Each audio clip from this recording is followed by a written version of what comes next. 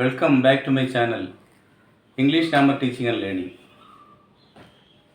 നമ്മൾ കഴിഞ്ഞ ക്ലാസ്സിൽ 12 ക്വസ്റ്റ്യൻസ് ഡിസ്കസ് ചെയ്തു. ഇനി നമ്മൾ 13ാമത്തെ ക്വസ്റ്റ്യനാണ് ഇന്ന് ചർച്ച ചെയ്യുന്നത്. ഇവിടെ 13ാമത്തെ ക്വസ്റ്റ്യൻ ക്ലോസുമായി ബന്ധപ്പെട്ടിട്ടുള്ള ഒരു ചോദ്യമാണ് തന്നിരിക്കുന്നത്. അപ്പോൾ നമുക്ക് ആദ്യം ക്വസ്റ്റ്യനിലേക്ക് കിടക്കാം. ഓക്കെ, 13ാമത്തെ question, what do the underlined words of the following sentence show? അടിവരയിട്ട് തന്നിരിക്കുന്ന വാക്കുകൾ എന്തിനെയാണ് സൂചിപ്പിക്കുന്നത്? What do the underlined words of the following sentence show? ഇവിടെ what he wrote is the right answer. What he wrote is the right answer. അവൻ എന്താണോ എഴുതിയത് അത് ശരിയായ ഉത്തരമാണ്. ഇപ്പോൾ ഇവിടെ അണ്ടർലൈൻ ചെയ്തിരിക്കുന്നത് വാട്ട് ഹി റോട്ട് എന്നുള്ളതാണ്. What he wrote. ബ്രാക്കറ്റിൽ ചോയ്സ് ആയി തന്നിരിക്കുന്നത് noun clause, adverb clause, adjective clause, none of these. ഇതാണ് ചോയ്സ് ആയി തന്നിരിക്കുന്നത്. അപ്പോൾ ഇതിൻ്റെ ആൻസർ കണ്ടുപിടിക്കും. Before we are going to answer this question we have to understand what is a clause. Clause എന്ന് പറഞ്ഞാൽ എന്താണ് എന്ന് ആദ്യം നമ്മളൊന്ന് മനസ്സിലാക്കുക. Clause is a large group of words standing together as part of a sentence. ഒരു സെൻറ്റൻസിൻ്റെ ഭാഗമായി നിൽക്കുന്ന ഒരു കൂട്ടം വാക്കുകളാണ് clause. It has certain properties. അതിന് പ്രത്യേകിച്ച് ചില പ്രത്യേകതകളുണ്ട്. It is the part of a sentence. ഒന്നാമത്തെ പ്രത്യേകത, അതൊരു സെൻറ്റൻസിൻ്റെ ഭാഗമാണ്. It has a complete sense. ഇതിന് പൂർണ്ണമായ ഒരു അർത്ഥമുണ്ട്. It can stand alone. അതിന് സ്വന്തമായി നിൽക്കാൻ കഴിയും. It has a subject and predicate of its own. ഇതൊക്കെയാണ് ഇതിൻ്റെ പ്രത്യേകതകൾ. ഇപ്പോൾ ക്ലോസിൻ്റെ പ്രത്യേകതകൾ. ഇനി അത് ഫ്രൈസുമായി നമ്മൾ താരതമ്യം ചെയ്യുമ്പോൾ, fries is A small group of words standing together as A conceptual unit. ആശയപരമായി നിലനിൽക്കുന്ന ഒരു ചെറിയ കൂട്ടം വാക്കുകളാണ് ഫ്രൈസ്. ക്ലോസ് അതല്ല, ഒരു വലിയ കൂട്ടം വാക്കുകളാണ്. അതിന് സ്വന്തമായി നിലനിൽക്കാൻ കഴിയുന്നു. ഫ്രൈസും സെൻറ്റൻസിൻ്റെ ഭാഗമാണ്. ഇപ്പോൾ ഈ രണ്ടുമുള്ള കോമണായ പ്രത്യേകത, ആ രണ്ടും ഗ്രൂപ്പ് ഓഫ് വേർഡ്സ് ആണെന്നും അത് പാർട്ട് ഓഫ് എ സെൻറ്റൻസിൻ്റെ ഭാഗമാണെന്നും ഉള്ളതാണ്. Phrase has sense but not a complete sense. ഫ്രൈസിന് സെൻസ് ഉണ്ട്, പക്ഷേ അതിന് കംപ്ലീറ്റ് സെൻസ് ഇല്ല. ഉദാഹരണത്തിന്, in the beginning God created the heavens and the earth എന്ന സെൻറ്റൻസ് നമ്മൾ പരിശോധിക്കുമ്പോൾ, ഇൻ ദി ബിഗിനിങ് എന്ന് പറയുന്നത് ഒരു ഫ്രൈസാണ്, ആദിയിൽ. പക്ഷേ ആദിയിൽ എന്ന് പറയുമ്പോൾ നമുക്കൊരു ഐഡിയ കിട്ടുന്നു തുടക്കത്തിലാണ് എന്നുള്ളത്. ആ ഇൻ ദി ബിഗിനിങ് എന്ന് പറയുന്ന ഒരു ഫ്രൈസാണ്. But God created the heavens and the earth എന്ന് പറയുമ്പോൾ അതിന് പൂർണ്ണമായ ഒരു അർത്ഥം ലഭിക്കുന്നുണ്ട്. ഈശ്വരൻ ആകാശവും ഭൂമിയും സൃഷ്ടിച്ചു. പൂർണ്ണമായും നമുക്ക് ഈശ്വരനാണ് ആകാശവും ഭൂമിയും സൃഷ്ടിച്ചത് എന്നുള്ള ഒരു പൂർണ്ണമായ അർത്ഥം അതിന് കിട്ടുന്നുണ്ട്. ഗോഡ് എന്ന് പറയുന്ന സബ്ജക്റ്റ് അതിനകത്തുണ്ട്. ക്രിയേറ്റഡ് എന്ന് പറയുന്ന വെർബുണ്ട്. The heavens and the earth. അപ്പോൾ created the heavens and the earth എന്ന് പറയുമ്പോൾ അവിടെ പ്രെഡിക്കറ്റ് ഉണ്ട്. അപ്പോൾ അവിടെ സബ്ജക്റ്റും ഉണ്ട്, പ്രെഡിക്കറ്റും ഉണ്ട്. അതിന് സ്വന്തമായി നിലനിൽക്കാൻ കഴിവുണ്ട്. അത് സെൻറ്റൻസിൻ്റെ ഭാഗമാണ്. പൂർണ്ണമായ അർത്ഥമുണ്ട്. ഇതൊക്കെയാണ് ക്ലോസിൻ്റെ പ്രത്യേകതകൾ. I hope that you understood what is a clause and what is the difference between phrase and clause. Then clauses may be mainly classified into two groups: principal clause or main clause, or independent clause, and subordinative clause or dependent clause. ക്ലോസിനെ നമ്മൾ പ്രധാനമായിട്ടും രണ്ടായി classify ചെയ്യുന്നുണ്ട്. Main clause എന്നും, അല്ലെങ്കിൽ principal close എന്നും, അതല്ലെങ്കിൽ independent close എന്നും, സബോർഡിനേറ്റീവ് close or dependent close എന്നിങ്ങനെ രണ്ടായി നമ്മൾ ക്ലാസിഫൈ ചെയ്യുന്നു. ഈ സബോർഡിനേറ്റ് ക്ലാസ് അല്ലെങ്കിൽ ഡിപ്പെൻഡൻ്റ് ക്ലാസ്സിൻ്റെ ക്ലാസിഫിക്കേഷൻ നമുക്ക് അതിൽ തന്നെ നൗൺ ക്ലാസ് ഉണ്ട്, അഡ്ജക്റ്റീവ് ക്ലാസ് ഉണ്ട്, ആഡ്വർബ് ക്ലാസ് ഉണ്ട്. അതിൽ ഒന്നാണ് ഈ തന്നിരിക്കുന്നത്. നമുക്ക് അതിലേതാണ് അഡ്ജക്റ്റീവ് ക്ലാസ് ആണോ, ആഡ്വർബ് ക്ലാസ് ആണോ, നൗൺ ക്ലാസ് ആണോ എന്ന് മനസ്സിലാക്കണം. Noun class is A group of words as the part of a sentence. It does the work or functions of A noun. ഒരു നാമത്തിൻ്റെ ധർമ്മം നിർവഹിക്കുന്ന ഒരു കൂട്ടം വാക്കുകൾ സെൻറ്റൻസിൻ്റെ ഭാഗമായി തീർന്നാൽ അതിനെ നമുക്ക് എന്ത് പറയാം? നൗൺ ക്ലോസ് എന്ന് പറയാം. ഇനി A group of words, A close that is standing together or a group of words standing together as the part of a sentence and do the functions of an adverb, that is called adverb class.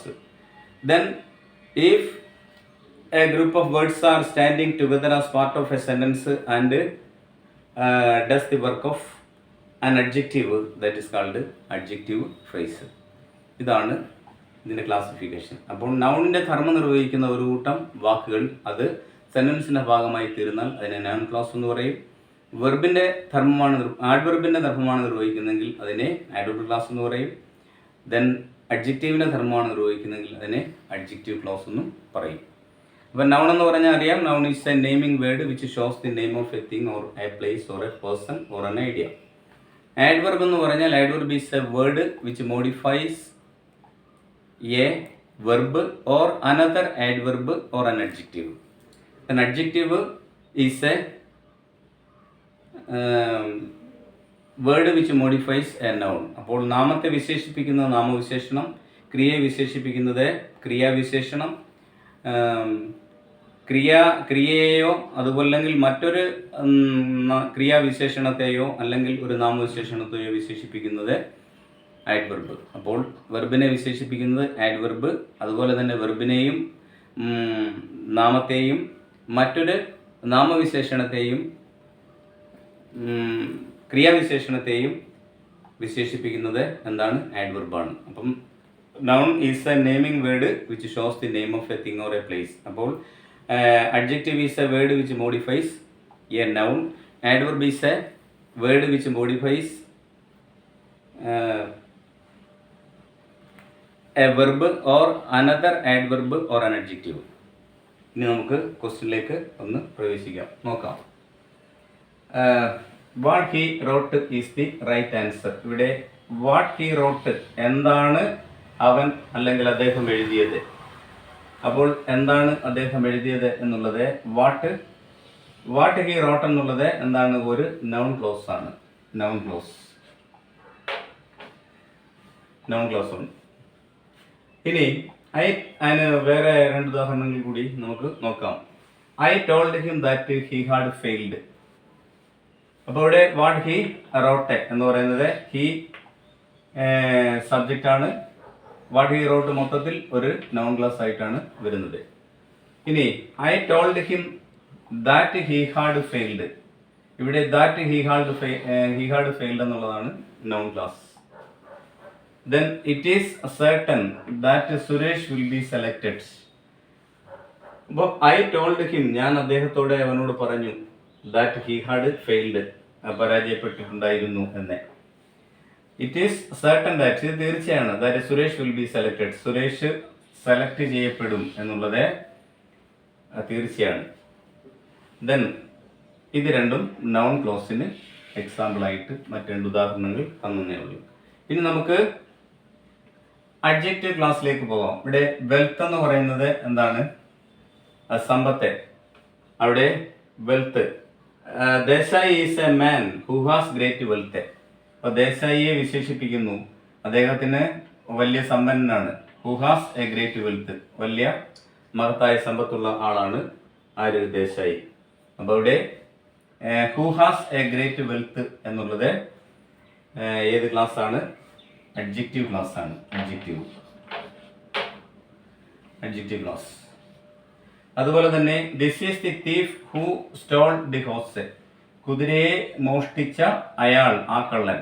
This is this is the thief.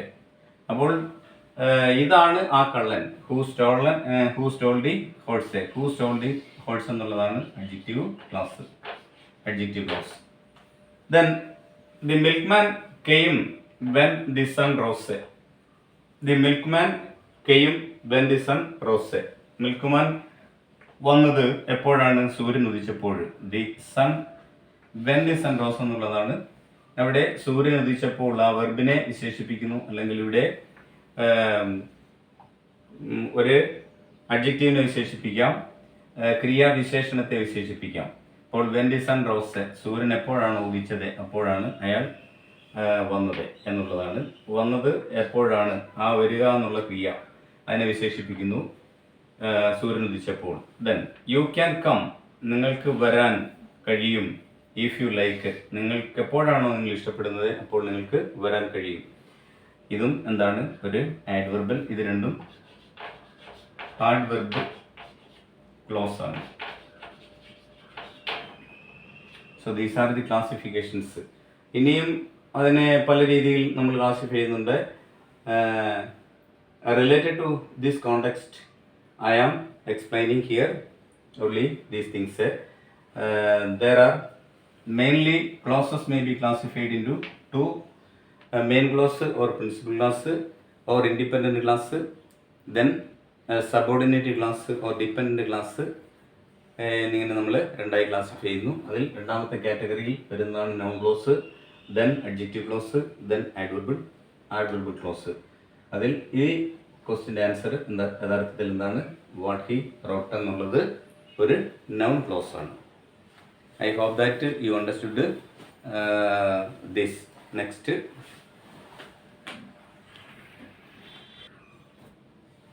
Question 14ാമത്തെ question ആണ്. It dash raining since morning. It dash raining since morning. ഇപ്പോൾ ഇവിടെ സിൻസിൻ്റെ പ്രയോഗമാണ് തന്നിരിക്കുന്നത്. സാധാരണ since ഉപയോഗിക്കാൻ ചോദിക്കും. ഇവിടെ സിൻസ് തന്നിട്ടുണ്ട്.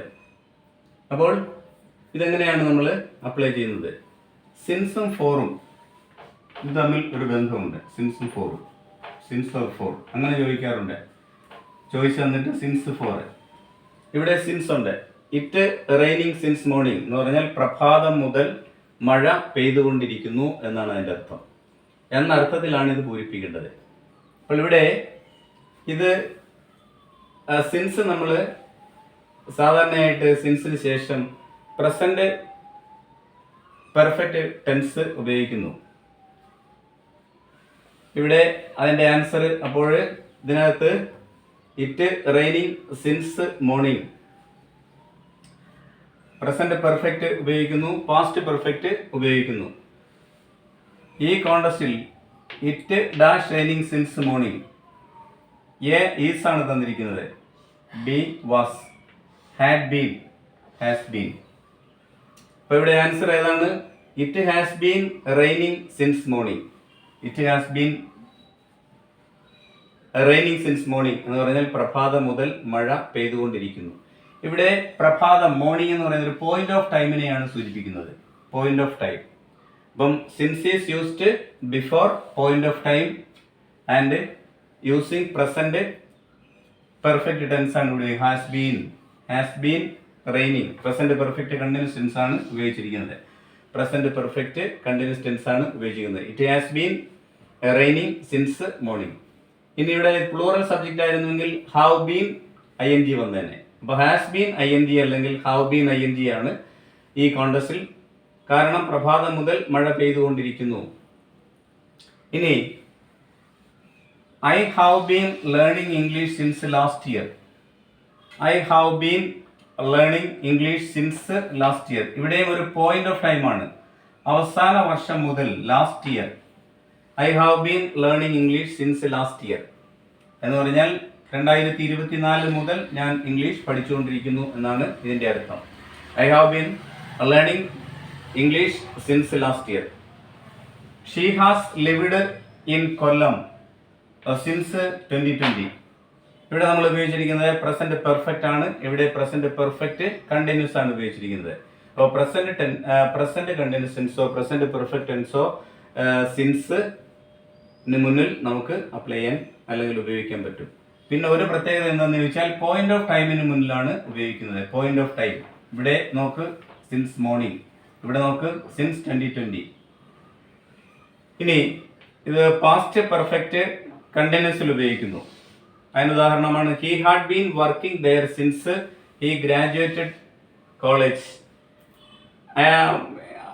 അവൻ വർക്ക് ചെയ്തുകൊണ്ടേ ഇരിക്കുകയായിരുന്നു. He had been working there, അവിടെ വർക്ക് ചെയ്തുകൊണ്ടിരിക്കുകയായിരുന്നു. സിൻസ് ഹി ഗ്രാജുവേറ്റഡ് കോളേജ്, അവൻ എവിടുന്നാണോ ഗ്രാജുവേറ്റ് അല്ലെങ്കിൽ ഡിഗ്രി എടുത്തത് ആ കോളേജിൽ വർക്ക് ചെയ്തുകൊണ്ടേ ഇരിക്കുകയായിരുന്നു. അവിടെ പാസ്റ്റ് പെർഫെക്റ്റ് കണ്ടിന്യൂസ് ആണ് ഉപയോഗിച്ചിരിക്കുന്നത്. Had been working there since he graduated. അപ്പോൾ ഇതെല്ലാം ടെൻസിന്റെ ബേസിലാണ്. പോയിന്റ് ഓഫ് ടൈം, അപ്പോൾ സിൻസിന് മുന്നിൽ എന്താണ്, സിൻസ് കഴിഞ്ഞിട്ട് എന്തേ ഉപയോഗിക്കാവൂ, പോയിന്റ് ഓഫ് ടൈമേ ഉപയോഗിക്കാവൂ. സിൻസ് 2020 ഈ ഗ്രാജുവേറ്റഡ് കോളേജ് ഗ്രാജുവേറ്റ് ചെയ്ത കോളേജ്, അത് ആ വർഷം അവിടെ അവസാനിക്കുന്നു. ഇനി ഇതിന് പകരം ഫോർ ആണ് നമ്മൾ ഉപയോഗിക്കുന്നതെങ്കിൽ since morning, for it has been raining since morning എന്നുള്ളത് ഫോർ നമ്മൾ ചേർക്കണമെന്നെങ്കിൽ, ഇപ്പോൾ ഉദാഹരണത്തിന് I have been teaching English grammar for half an hour. അപ്പോൾ അതൊരു പീരീഡ് ഓഫ് ടൈമിനെ സൂചിപ്പിക്കാനാണ് നമ്മൾ ഫോർ ഉപയോഗിക്കുന്നത്. അപ്പോൾ for is used before a period of time and since is used before a point of time. Tense നമ്മൾ 3 ഉപയോഗിക്കുന്നു. ഏതൊക്കെയാണ്? Present perfect continuous ഉപയോഗിക്കാം, past perfect continuous ഉപയോഗിക്കാം, പ്രസന്റ് പെർഫെക്റ്റ് ഉപയോഗിക്കാം. അപ്പോൾ ഇവിടെ ഹാസ് ബീൻ ing ഉപയോഗിക്കാം, ഹാവ് ബീൻ ing ഉപയോഗിക്കാം, രണ്ടും present continuous. Had been ing ഉപയോഗിക്കാം, പാസ്റ്റ് കണ്ടിന്യൂസ്. പിന്നീട് ഹാസ്, ഇവിടെ she has lived in Kollam since 2020. ഇതാണ് സിൻസിന്റെ പ്രയോഗം. ഇനി സിൻസിന് മൾട്ടിപ്പിൾ ചോയ്സ് അല്ലെങ്കിൽ മൾട്ടിപ്പിൾ ഫങ്ഷൻസ് ഉണ്ട്. ഒന്ന്, ഇതേ രീതിയിൽ പോയിന്റ് ഓഫ് ടൈമിന് മുന്നിൽ സിൻസ് ഉപയോഗിക്കുന്നു.